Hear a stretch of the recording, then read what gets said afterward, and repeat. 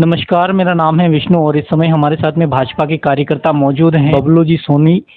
इनसे कुछ चुनावी चर्चा करेंगे। सबसे पहले बहुत स्वागत है आपका। विष्णु भैया, आपका भी बहुत बहुत हार्दिक अभिनंदन, स्वागत। विधानसभा चुनाव 2023 जो होने वाले हैं, 17 नवंबर की तारीख फिक्स की गई है, तो क्या लगता है मध्य प्रदेश में किसकी सरकार बनने वाली है? देखो भाई साहब, इस समय मध्य प्रदेश के अंदर, पूरे भारत के अंदर देश राष्ट्र पर चुनाव हो रहा है। अभी तक जितनी भी पार्टियां थी, मात्र उनके निजी स्वार्थ के कारण परिवारवाद पर चल रही थी। भारतीय जनता पार्टी एक ऐसी पार्टी है जो देश और राष्ट्र पर चल रही है। उसने ऐसे ऐसे कानून बनाए, जैसे धारा 370, राम मंदिर निर्माण, ऐसे बड़े मुद्दे, जैसे अपने भारत के पहले सैनिक नौकरी करने जाते थे, भारत के जवान, तो पाकिस्तान वाले सर काट के ले जाते और भारत का प्रधानमंत्री मुख दर्शन बनकर देखता रहता था।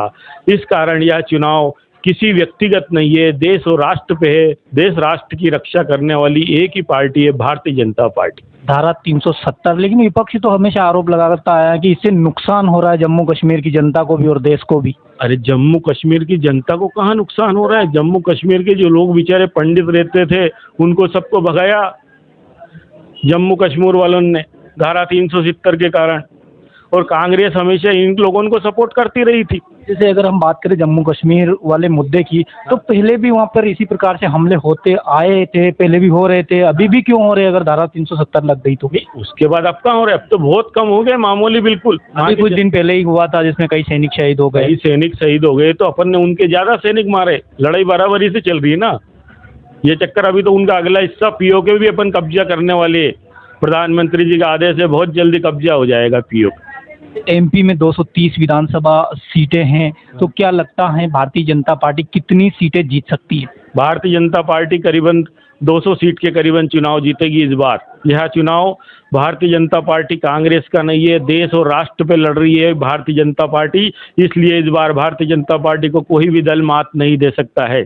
कैसे जीतेगी? लगभग जीतेगी ना पार्टी।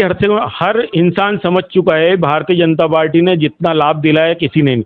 आप यूँ मानो कि भारतीय जनता पार्टी सरकार जब से आई है, उसने ऐसी कोई योजना बाकी नहीं छोड़ी है। नहीं तो कांग्रेस सरकार में आपने सुना हो तो एक भूमि विकास बैंक चलती थी, उसका नाम बांद्रा बैंक के नाम से प्रसिद्ध था। अगर आपको 20,000 रुपये लोन लेना है तो 12,000 रुपये तो अधिकारी कर्मचारी खा जाते थे।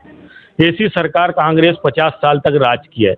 जब हमारे देश के प्रधानमंत्री अटल बिहारी वाजपेयी बने, तो उन्होंने किसान कार्ड की योजना चालू करी, जिसलिए हर किसान को 5%, 0% ब्याज पर पैसा मिल रहा है। जैसे ही नदी जोड़ अभियान हमारे प्रधानमंत्री जी अटल बिहारी जी ने चालू करी, जो नदी जोड़ अभियान से आज नदी जोड़, बड़े बड़े डैम जोड़ जैसे सिंचाई परियोजना चालू हो चुकी है। इसका एक आरोप है कि ये जो सिंचाई परियोजना है, ये तो कांग्रेस के राज में हुआ, कांग्रेस की सत्ता में हुआ। कांग्रेस की सरकार ने कुछ भी नहीं कहा, हमारे देश के प्रधानमंत्री नरेंद्र मोदी जी के द्वारा ही किया गया है।